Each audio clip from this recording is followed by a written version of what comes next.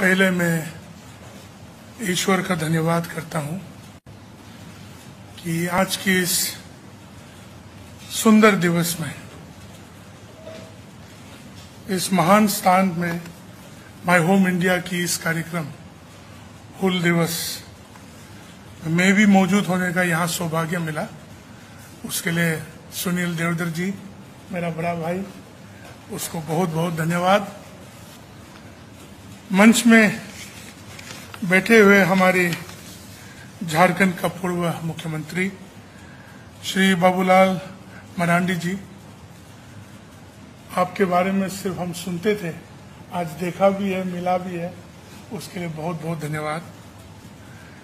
सचदेवा जी और हमारी जो दो दीदी हमारी साथ मंच में बैठे हुए, आप दोनों को भी नमस्ते।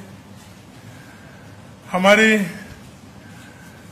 पिता समान और माँ समान बहुत सारे बुजुर्ग यहाँ बैठे हुए हैं और हमारे दोस्त लोग, भाई और बहनों, और पूर्वोत्तर के भी कुछ हमारी बहनें और भाई मिल देख रहे हैं, उसके लिए हम बहुत खुश होके हम वहाँ बैठे हुए थे। लोग कहते हैं पूर्वोत्तर के लोगों की आँख छोटा है, हमारी आँख भी छोटा है, मगर देखने में बहुत अच्छे तरह से देख सकता हूँ।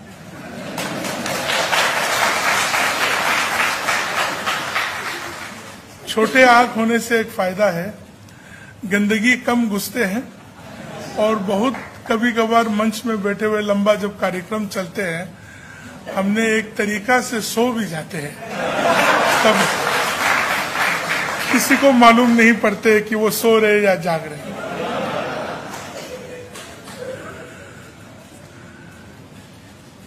कॉन्स्टिट्यूशन क्लब हमारे लिए भी ये पहले बार है इस स्थान में आके एक जनजाति का कार्यक्रम में, हुल दिवस के कार्यक्रम में जनजातियों के बारे में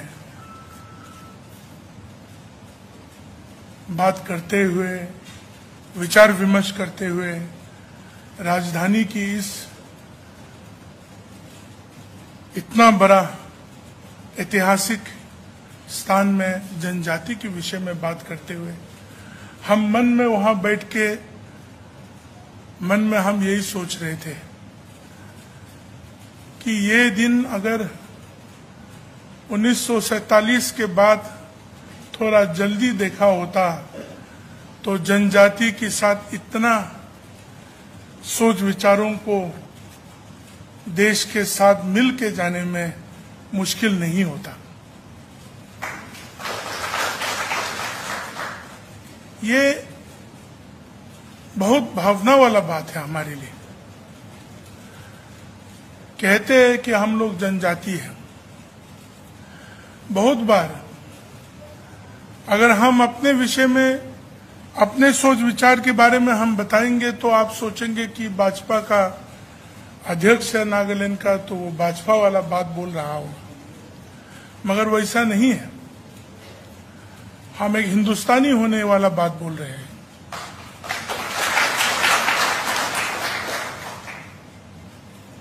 सुनील जी को मैंने कभी ये नहीं कहा, मैं हमारे वशिष्ठ बाबूलाल जी को हम कह रहे थे कि हमारे साथ ऐसा हुआ था जो उन्होंने बताया। हम 1999 में ताजमहल देखने गए थे। उस समय आम आदमी की लाइन में हमारे देशवासियों के साथ हम भी जोड़ गए। इतना लंबा लाइन में रुकने के बाद जब काउंटर पहुंचा, मुझे दो आदमी लेके दूसरा लाइन में लेके गया। मुझे मालूम नहीं था, मगर उस समय में घुसने के लिए $20 लेते थे। तो $20 तो जिंदगी में हमको उस समय में मिला भी नहीं और देखा भी नहीं था। तो उस तरह होके मुझे बहुत कन्विंस करना पड़ा कि हम हिंदुस्तानी हैं और हम नागालैंड से हैं। तो उस समय हम जब बोला वहां के लोगों को कि मैं नागालैंड से हूं, तो किसी ने ये भी पूछा कि कौन सा लैंड, स्विट्जरलैंड या फिनलैंड, कहाँ, कौन सा लैंड से। तो हम उस दिन को नहीं भूलते हैं और आज के इस दिन को भी कभी नहीं भूलेंगे कि आज जनजातियों के बारे में पूर्वोत्तर के लिए हमारे देश भी एक होके हम लोगों को भी इस मंच और इस जगह को सबके सामने देने के लिए ये जो सौभाग्य हमको दिया है वो सिर्फ हमारे लिए नहीं, हमारे पूरा पूर्वोत्तर के लोगों के लिए और जनजातियों के लिए ये गर्व की बात है।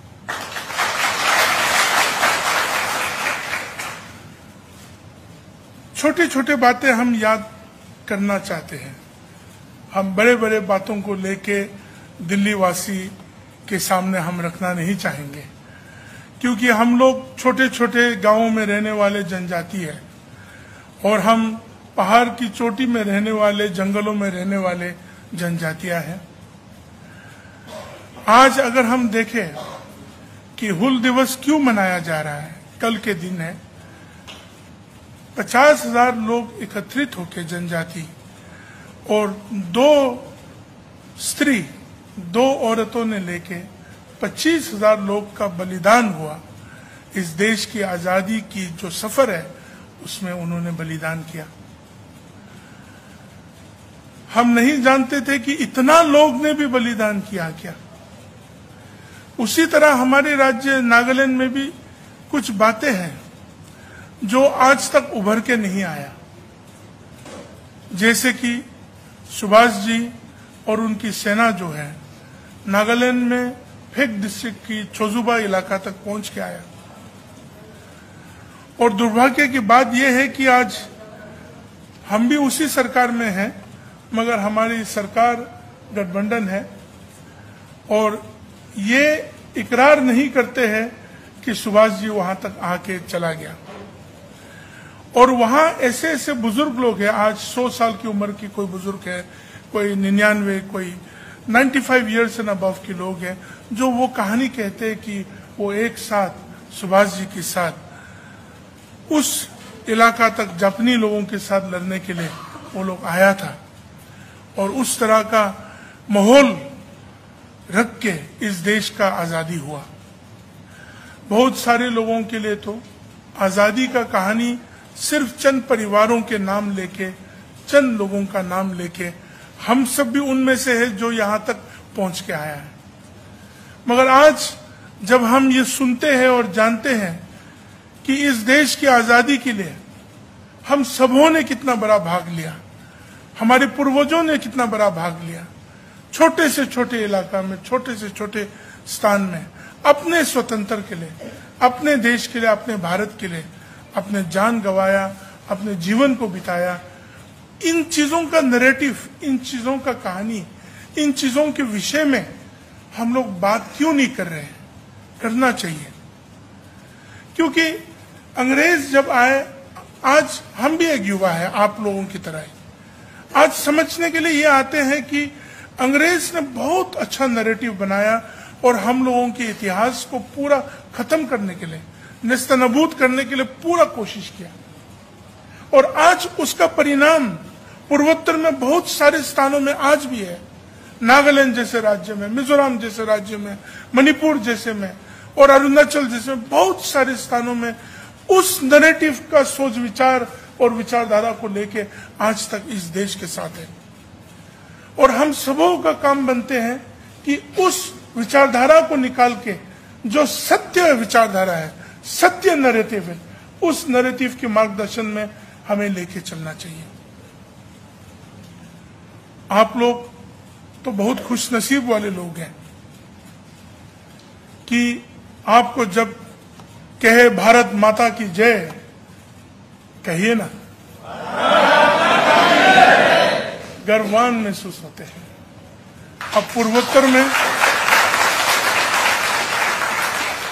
पूर्वोत्तर में बहुत सारे स्थानों में जाइए, सन्नाटा के आवाज के सिवा कुछ और जवाब नहीं मिलेगा, क्योंकि गलत नैरेटिव लेके आया गया है। भारत माता की जय बोले तो चुपचाप रहेंगे।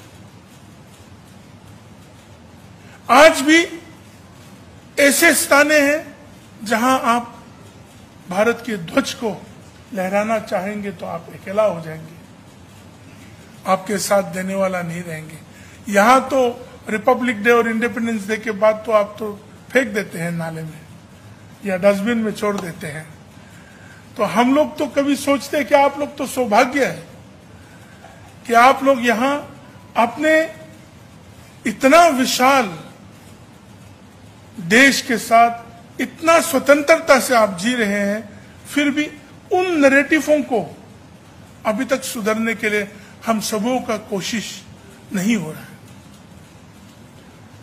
आज माय होम इंडिया जिस प्लेटफॉर्म से देशभक्ति के लिए, देश के लिए, राजनीति के लिए नहीं, सिर्फ राजनीति के लिए नहीं है, देश के लिए, अखंडता के लिए जो कार्यक्रम कर रहे हैं, जो काम कर रहे हैं। कोविड के समय में हमने देखा हमारी सुनील देवधर जी और उनकी टीम किस तरह पूर्वोत्तर के लोगों को और पूरा देश के लोगों को किस तरह फैसिलिटेट कर रहा था। कितना तकलीफें गुजरना पड़ा, फिर भी कभी पीछे नहीं हटा, साथ देके हमारे बच्चों को, हमारे भाइयों और बहनों को हमारे राज्य तक पहुंचाया। उसके लिए माय होम इंडिया को भी बहुत बहुत धन्यवाद। क्योंकि जब पूर्वोत्तर की बच्चे भाइयों और बहनों बाहर निकलते हैं ना, बहुत डर डर के भेजते हैं, बहुत डर डर के भेजते हैं। कुछ तकलीफ होगा तो कौन उनके साथ देंगे, कुछ प्रॉब्लम होगा तो उनको कैसे समझेंगे।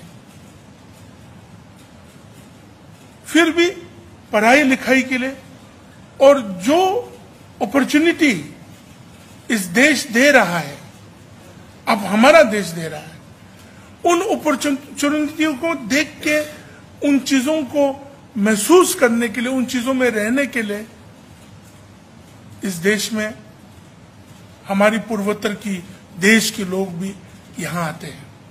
आप लोग संभाल के आपकी बेटी और बेटियां और भाइयों को, आपके बच्चों को जो पूर्वोत्तर से आते हैं, मेहरबानी करके आप लोग उन लोगों को संभाल के आपके घरों में, आपकी कॉलोनियों में आप साथ दीजिए।